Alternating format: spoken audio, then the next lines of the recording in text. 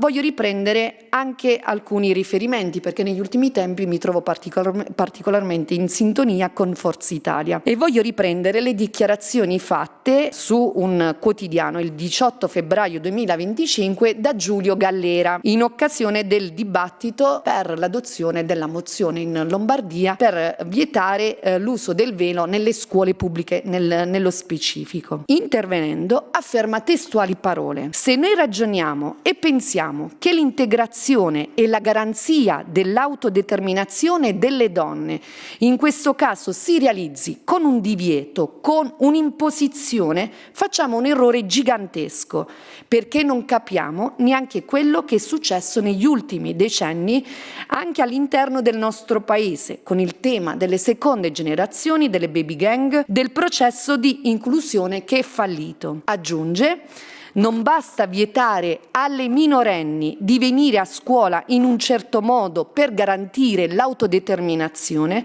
perché una minorenne che arriva a scuola ha un genitore che le dice come vestirsi e quando esce da scuola torna a rivivere la stessa situazione.